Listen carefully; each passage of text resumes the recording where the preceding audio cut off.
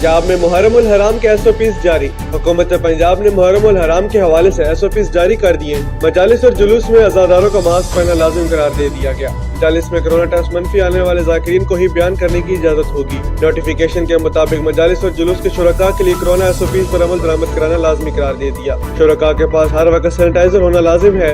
जिला इंतजामिया को पाबंद किया गया है कि ज़ाकिरीन को कोरोना वायरस का मुफ्त टेस्ट करवाने का इंतजाम किया जाए। मजालिस में ज़ाकिरीन के लिए मास्क या फेस शील्ड का इंतजाम किया जाए या ट्रांसपेरेंट शील्ड नस्ब की जाए। मजालिस के हाल में गुंजाइश से 50% से ज्यादा शुरका नहीं होने चाहिए। मजालिस का दौरानिया 1 घंटे तक महदूद रखा जाए।